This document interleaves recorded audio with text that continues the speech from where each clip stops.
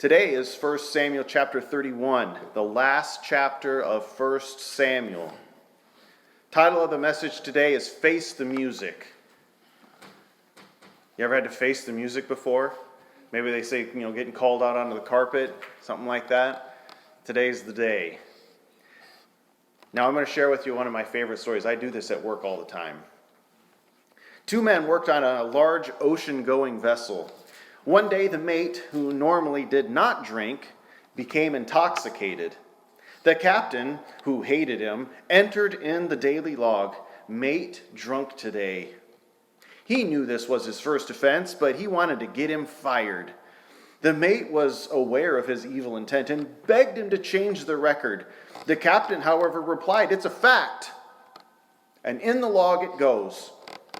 A few days later, the mate was keeping the log, and you'll never guess what he entered into the log.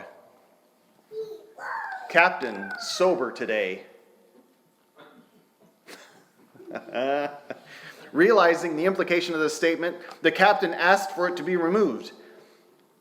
And in reply, the mate said, "It's a fact, and it's staying in the log." Things happen for a reason. Sometimes things end up in a logbook and stay there forever. Sometimes we mess up and we have to face those consequences.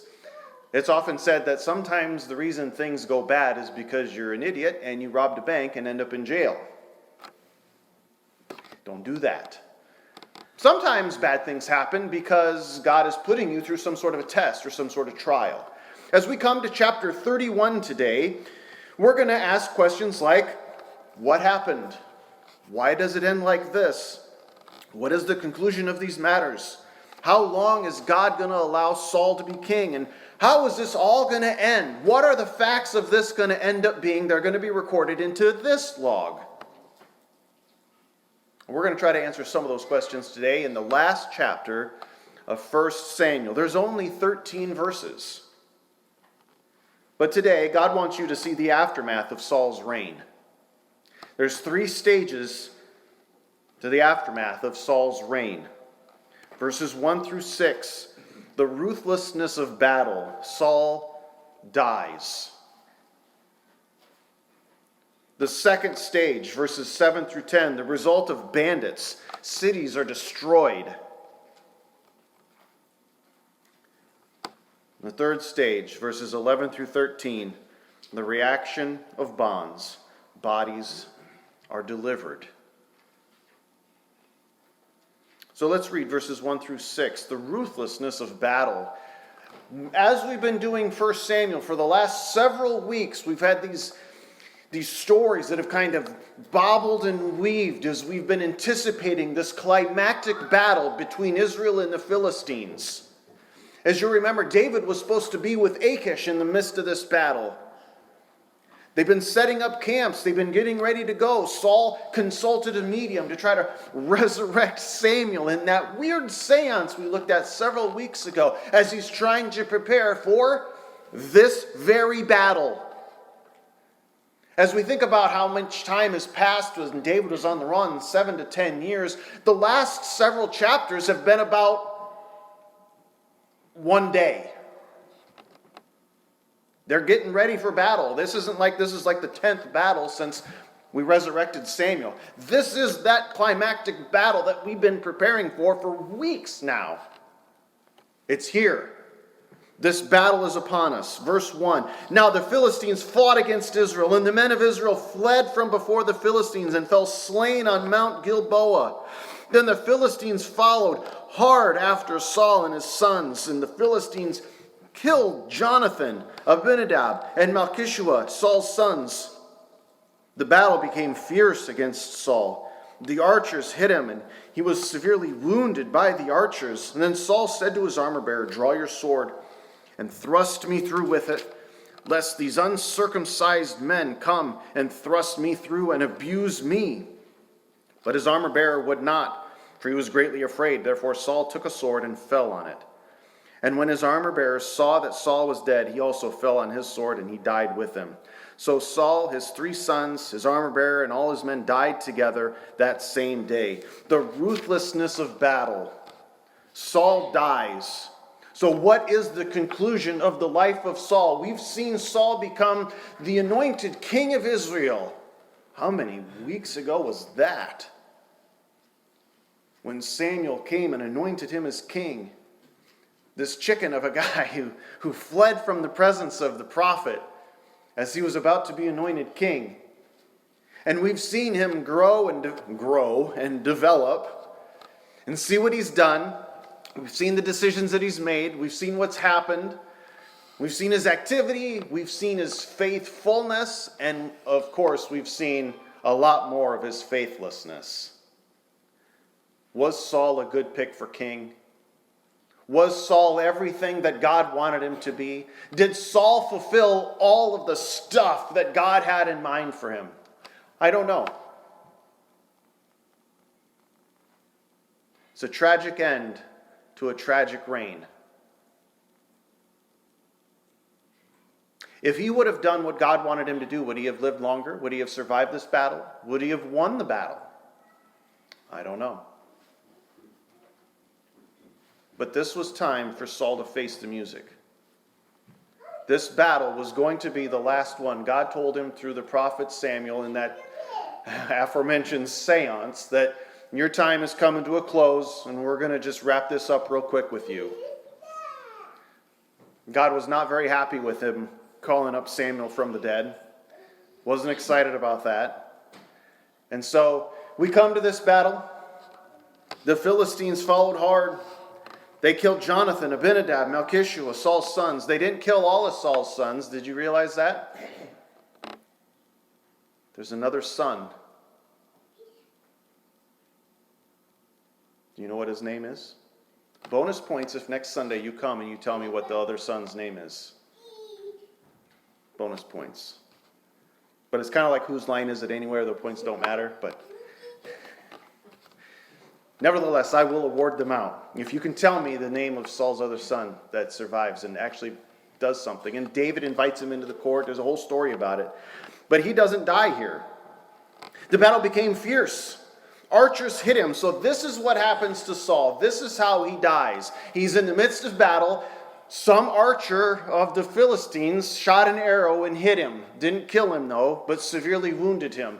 And he realizes that the end is near. So he tells his armor bearer to kill him. Why? It's kind of like if you know you've been had and you want to take a cyanide pill or something. You've seen this probably in movies or something. And so he tells his armor bearer to kill him. Just thrust me right through. I don't want these, he calls them these uncircumcised men, to collect him and abuse him or torture him or somehow do something with him that's not cool. The Philistines have had a long storied history of abusing people like this. As you recall in the book of Judges, they would poke out eyes and stuff like that. So he didn't want to be mistreated like this. So he tells his armor bearer to just kill me. Just take me out. And his armor bearer says what? No, I cannot do that. You got to admire this armor bearer. He kind of had the mind like David did. I cannot take out the Lord's anointed. It doesn't matter if you've been shot with an arrow. It doesn't matter if we've come to the end. It doesn't matter if God says that this is the final climactic one. I will not kill you because you are the Lord's anointed. And so Saul, therefore, now has to take his own sword and he has to fall on his own sword. And how does Saul finally die? Suicide.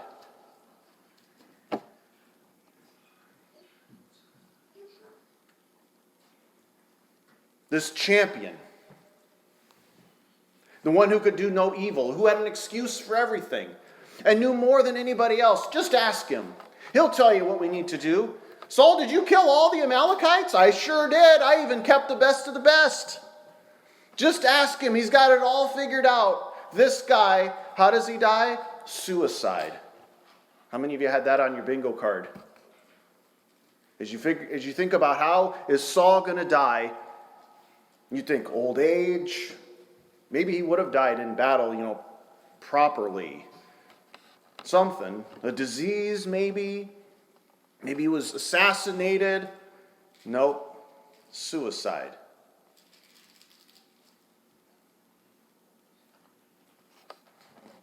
It's a pretty ruthless battle. and he put himself there. I suspect that if he would have done what God wanted him to do, that battle would not have ended that way. And sometimes some of us end up in really bad situations where we have to face the music because we have done some dumb things or have acted wickedly or did something we shouldn't have done or something we knew we shouldn't have done or something like that, or went someplace we shouldn't have gone, and now we find ourselves in a heap of trouble. And we do things that we're not supposed to do. Saul has to face the music here. He dies in battle. So what's the result of this? So he dies, and so what's going to happen? Verses 7 through 10. Then when the men of Israel, who were on the other side of the valley, and those who were on the other side of the Jordan, saw that the men of Israel had fled, and that Saul and his sons were dead, they forsook the cities and fled, and the Philistines came and dwelt in them. Now it happened the next day, when the Philistines came to strip the slain, that they found Saul and his 3 sons fallen on Mount Gilboa. They cut off his head, stripped off his armor, and sent word through the land of the Philistines to proclaim it in the temple of their idols and among the people. Then they put his armor in the temple of the Ashtaroths, and they fastened his body to the wall of Beth Shan. So this is the result of these bandits now that have come through and now are going to destroy these cities. It wasn't just enough that Saul and his sons are going to die. The Philistines now are going to ransack these cities. So these men of Israel, who when they realize that Saul and his sons are dead, they fled. They get out of there. You know, when you cut the head of the snake off, it just really starts to go sour. These guys fled. They got out of there. Their leader's gone. Saul's dead. The sons are gone. And they run for their lives and they get out of there.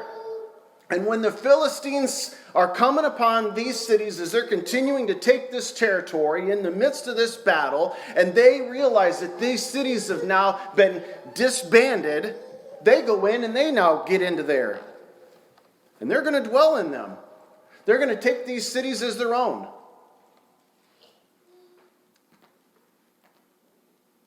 I don't know who the next king's going to be. But he's going to have his work cut out for him, isn't he?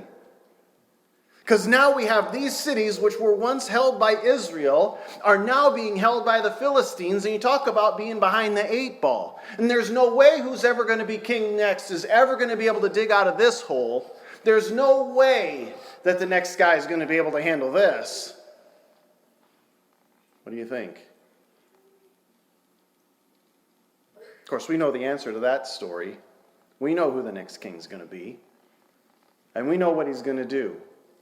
And I don't think this is going to be a problem. But for the time it is.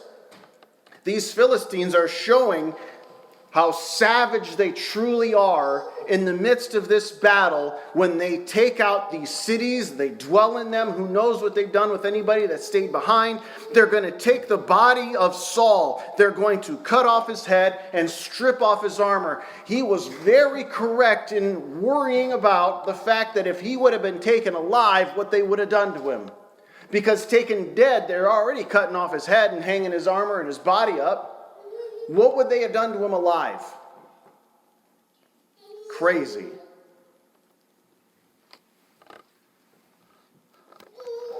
Cities are destroyed. The Philistines have come in and wreaked havoc over the land.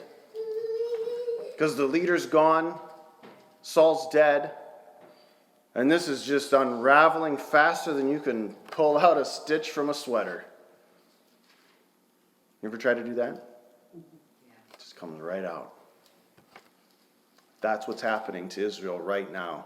As a result of the wickedness of Saul, his missteps, his misfortune, his unfaithful deeds, his delinquent behavior, his unfaithfulness to the Lord, all the other issues and problems that he's had has resulted in the fact that these problems from the Philistines are now compounding onto the people in these cities.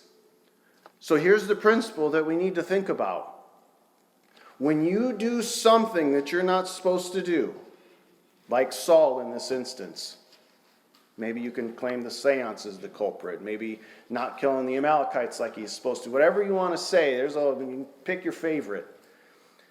When you do stuff like Saul is doing, the sin that you incur doesn't just end with you. It's awful tough to sin in a vacuum. Have you ever noticed that? When you do something you're not supposed to do, it affects other people.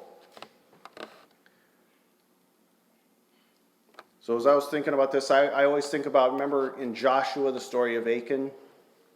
He was not supposed to take from the spoils of the battle, and he did, and he hid it under his bed.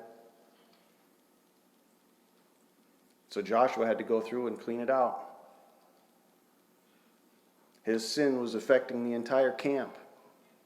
It's tough to sin in a vacuum. It's tough to do it all by yourself.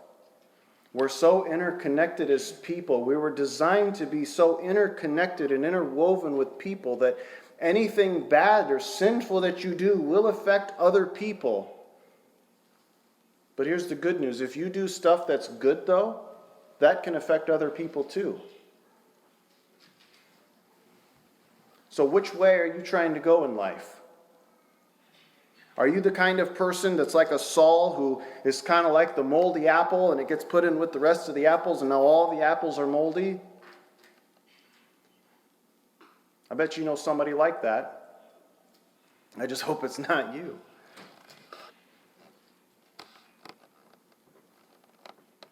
Or are you the kind of person that does what they're supposed to do, who's following after the Lord, who's faithful, who's doing the right things, making the right choices, following after the Lord, doing those good and faithful works? And so that when you get around somebody and you get around people, they're starting to pick up on your good habits, making better decisions. They stop cursing when you're around. They stop saying the bad things when you're around because they know better that you're here, and so we're now going to clean up our act. It's a wonderful feeling when somebody around you stops doing that kind of nonsense because you're present. It's God working through you in a way to try to convince other people and convict other people that what they're doing is not okay. And you can show them a better way. You don't have to be the Saul in everybody's life.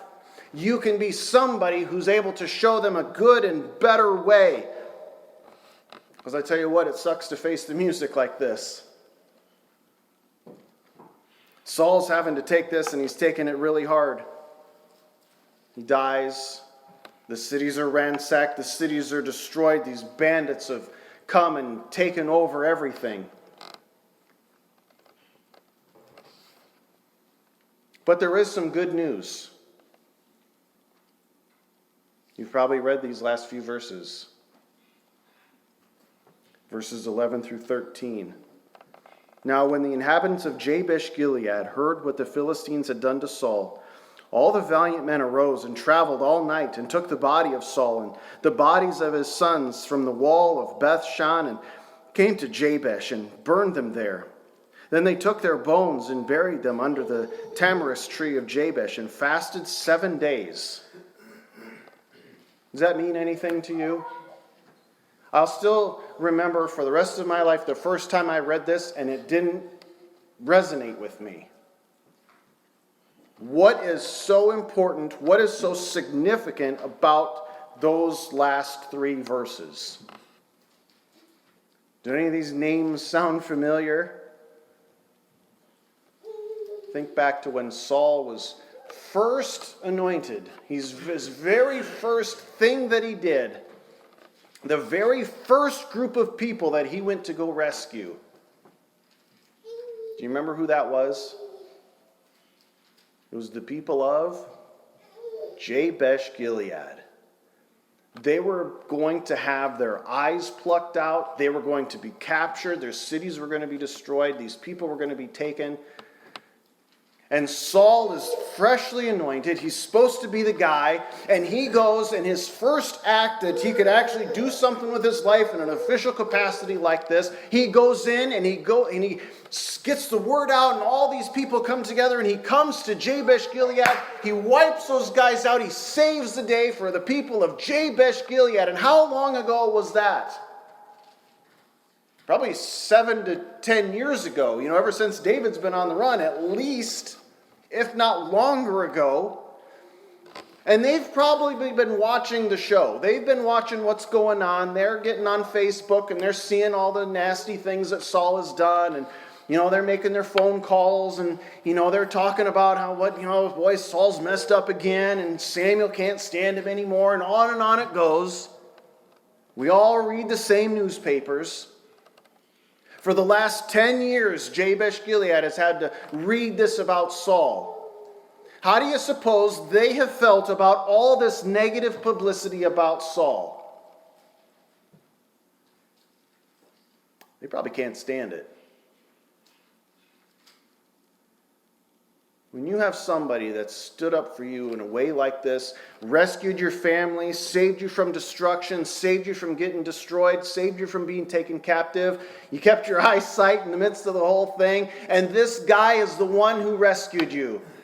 I don't know that he could have done a wrong thing for the rest of his life, as far as they're concerned. Because in spite of all the nonsense that this guy has done, and we can go through it, and we have been through it. All 31 chapters of this book we've been through. We've read every word. We know what he's been up to. We know what kind of guy this has been. We know the tricks that he's pulled, and we know what kind of nonsense he's been up to. And so do the people of Jabesh Gilead. And in the end, when he's dead, he's been captured, his head's been cut off, they've put him into the temple with their Ashtaroth, and they've desecrated his body, and they've done some really nasty things to him. Who is it that comes to save the day for him now that he's been killed? The people of Jabesh Gilead. I mean, you want to talk about loyalty, service, remembrance, faithfulness. These guys are the ones that we need to be thinking about as we think about those qualities. The reaction of these bonds is fantastic.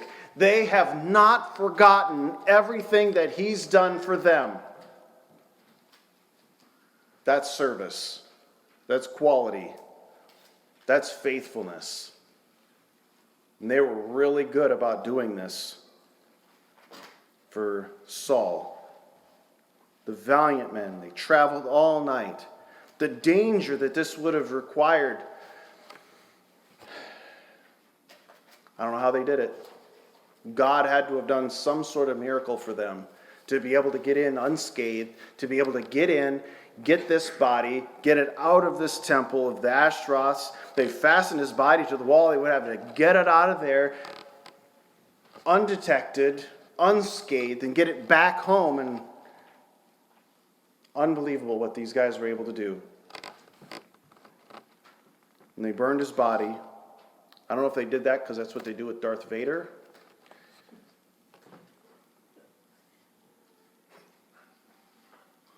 Why is that funny? Because I didn't know anything about Darth Vader. But that's what they did. They burned his body. They took the bones and buried them. So what's going on here? What has happened? Don't you just wish that there was some sort of conclusion to this matter? Because it still seems a little open-ended.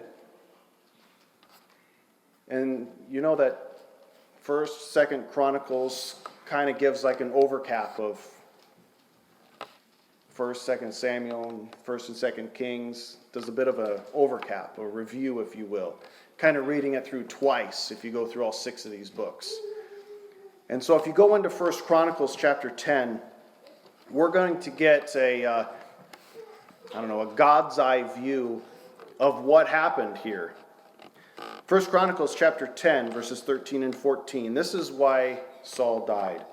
Saul died for his unfaithfulness, which he had committed against the Lord, because he did not keep the word of the Lord, and also because he consulted a medium for guidance. But he did not inquire of the Lord. Therefore, God killed him and turned over the kingdom to David, the son of Jesse. Why did God allow these things to happen? Why did God let this happen? Why? Well, he tells us in 1 Chronicles chapter 10, his unfaithfulness. As we think about the kings of Israel, Saul of which is the first official one. Then we go to David, and who's after David? Anybody? Who's after David? Solomon. And then the kingdom splits. And we get Jeroboam and Rehoboam. Rehoboam and the southern 2 tribes, Jeroboam and the 10 northern tribes. The two southern tribes, they will continue with the line of David. The 10 northern tribes, they're going to just be all over the place. And every one of those kings is going to be evil. The ones in the southern tribe, the line of David, some of them are good and some of them are not so good. And in every case, every king is going to be evaluated. But they're not evaluated based upon their ability to make money. They're not evaluated based upon how much education they got. They're not evaluated based on how many times they went to church. They're not that's not the evaluation that God gives these guys. Every one of them is going to get evaluated, though. The evaluation is based on their ability to keep covenant. Saul was no exception. How was Saul judged according to God for his time as king? He is viewed as unfaithful. He did not keep the word of the Lord. He consulted a medium for guidance. He did not inquire of the Lord. He did not keep covenant, guys. This is his problem. God told him, I want you to do this, this, this, and this, and you didn't do it. Therefore, it's over. And I'm taking the kingdom from you. I'm giving it to David. And this is the way we're going to go.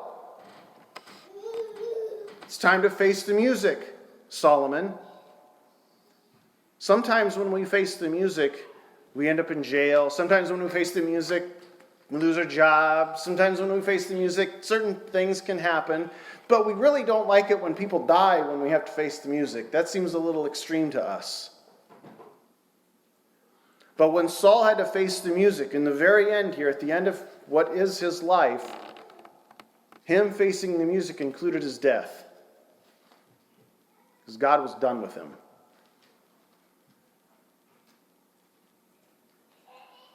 As you think about the evaluation of your life, you're not going to be evaluated on how much money you gave at church. You're not going to be evaluated on whether or not you did this or you did that or whatever.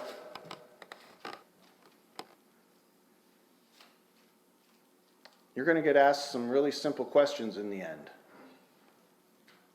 Primarily about Jesus. Did you accept Jesus? Did you trust in Jesus? Is Jesus the author and finisher of your faith? Is Jesus the one to whom you've placed your trust? Have you placed your faith in Jesus? Have you accepted the mercy that God has given to you through the death of Jesus Christ? These are the kinds of things that you're going to get asked when you face the music one day when you stand before God. Are you ready for that? It could happen to any of us at any time. There's no magic button that tells you when your number is going to get drawn. And for many of us, we will have said that we accepted Jesus at some point in our lives. Jesus was it for us at some point in our lives, and we give the big thumbs up, and yeah, I'm all in on Jesus, you bet. It's been 15 years now. It's been 20 years now. Maybe it's been 5 years. And I ask you about your walk with the Lord or something like that, and there's no walk, and there's, I'm going to ask you, why would you give that up? Why did you give up Jesus? Did you find something better? Did you find something that was better than Jesus? Did you find something easier than Jesus? Did you find something that was more complete than Jesus? Is there something out there that's better than Jesus, guys? But yet there's plenty of people who have walked away from Jesus, and there's nothing better. Saul walked away from his commitments. He walked away from God. He walked away from all this stuff and was completely unfaithful in his life, and God punished him for it by killing him here in this battle. Next week, we're going to start Hebrews. And we're going to be thinking about the fact that Jesus is better than anything else out there. And as we get into the introduction next week, I want you guys to think about, is there something better than Jesus out there? And we're going to try to find something. We're going to look real hard, aren't we? You just only have to talk to a couple people who've once accepted Jesus and who no longer come to church and who no longer pray. Ask them, what did they find that's better? Because I see you're not doing these things anymore like you used to. What's better? What's more fulfilling than Jesus? We're going to start that next week. Let's pray.